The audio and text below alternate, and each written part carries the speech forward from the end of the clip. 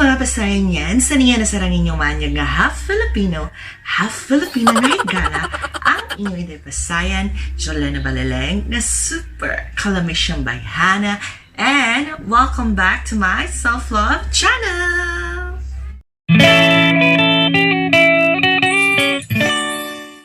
Self-love video sa ating makita karon, and in today's video we will do the Packed with Me, the Minimalist edition. But before we start, if you're new to my channel, please don't forget to click the subscribe button and the notification bell para ma-update ka sa akong mga latest na mga videos. Anyway, I will be on a 5-day trip. Kaya marag wala na akong kauyon sa akong kinabuhi din no, sa syudad, mga pasayan yan.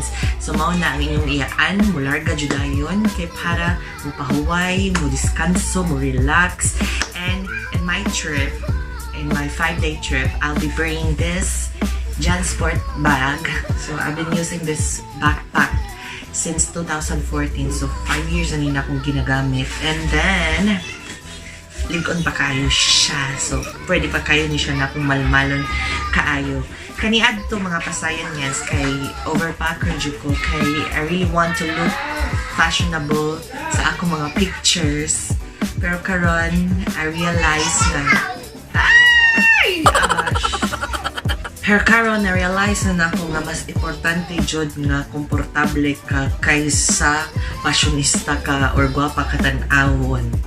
Anyway, let's start packing na mga pasayan.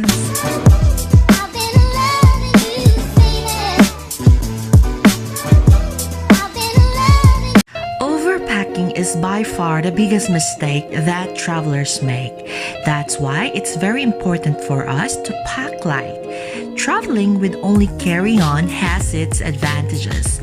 One is packing light makes choosing what to wear easier. The reason why most of us tend to overpack is we want to be ready for anything at any time. However, this leads us to overstuff suitcases full of things we will never wear. Also, it is important to plan our outfits in the trip. For my airport OOTD, I want it to be simple and comfortable. I will also bring this blue dress, basket bag, sunglasses, earrings, and this minimalist footwear. I will also need this white skirt and white crop top because we will celebrate my friend's birthday. Pink dress, which I bought on sale, will be my other airport OOTD.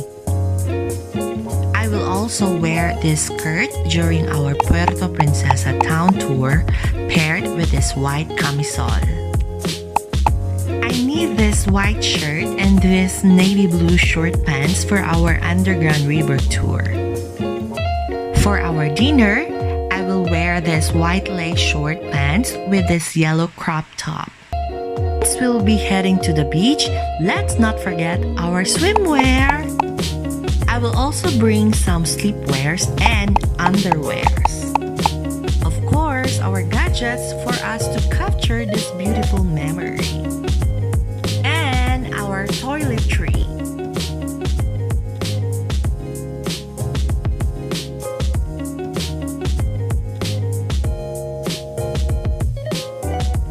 Anyway, I hope nag-enjoy mo sa akong video. And if you like this video, please don't forget to give this a thumbs up. And if you have suggestions or mga ideas kung saan pagpakita ng self-love, please comment down below para atong madiscuss sa atong mga umaabot na mga videos. And also, please follow me on my Facebook page, the Jolena Balaleng page, and follow me on Instagram, Miss Jolena Balaleng, and Twitter, J Balaleng.